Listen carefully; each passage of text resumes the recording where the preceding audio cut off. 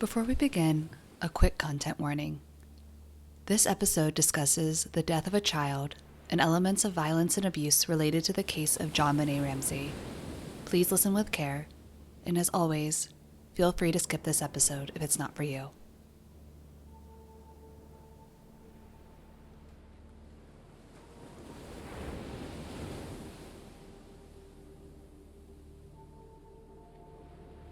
The JonBenét Ramsey homicide is instantly recognizable. A 6-year-old child, a ransom note found inside the home, and decades of public debate that keep restarting every time there's a new document release, a new suspect, or a new claim about DNA. But underneath all that noise, the simplest official reality is still the same. The Boulder Police Department treats this as an open homicide investigation, and they still ask the public for tips. The case begins on December 26, 1996. JonBenét Ramsey was reported missing from her home in Boulder, Colorado.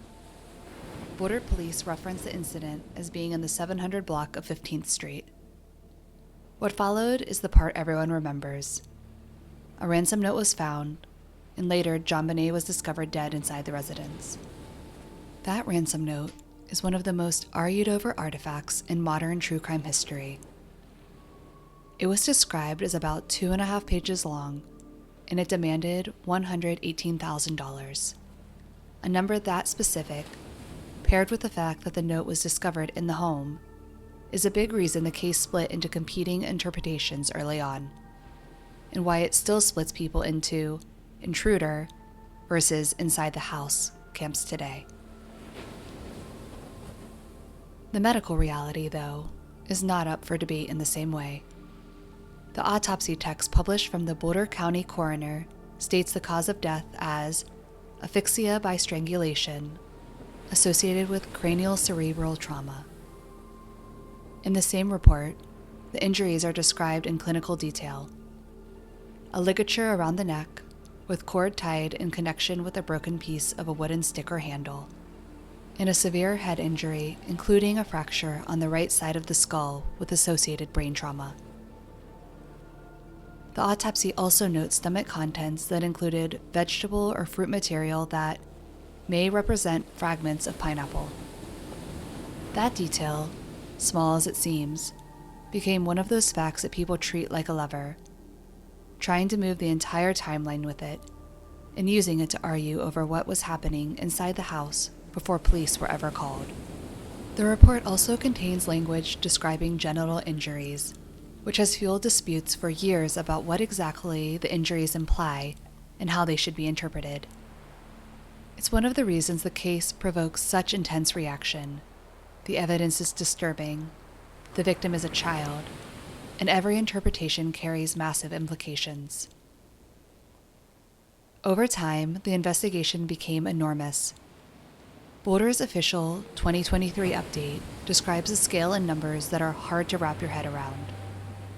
More than 2,100 tips, more than 1,000 interviews across 17 states and 2 foreign countries, about 2,500 pieces of evidence, roughly 40,000 reports, and more than 1 million pages of documentation, alongside major efforts to digitize records and bring in outside cold case expertise.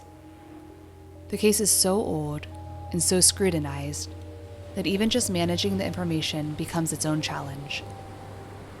And then there's DNA, arguably the most controversial element of the entire JonBenét Ramsey story.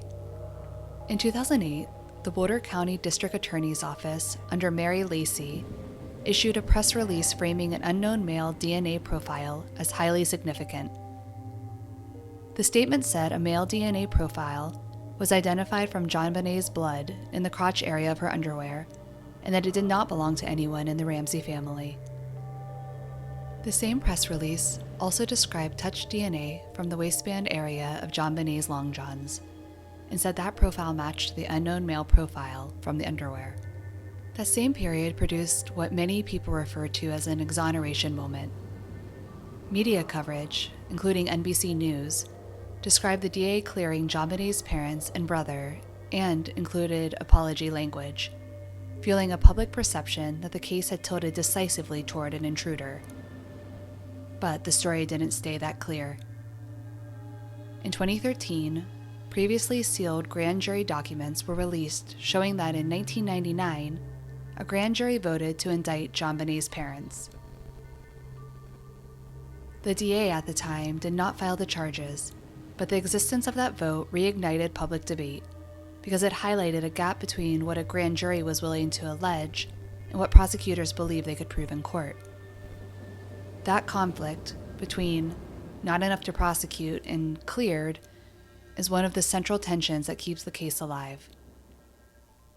People tend to want a single verdict on the Ramseys as suspects.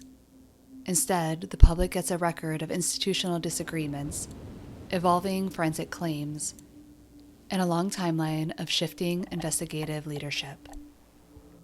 There have also been high-profile breakthrough moments that collapsed. In 2006, John Mark Carr became a headline suspect. But prosecutors abandoned the case after DNA tests did not link him to the DNA found on JonBenét's underwear, and court filings describe there being no evidence beyond his admissions placing him at the scene.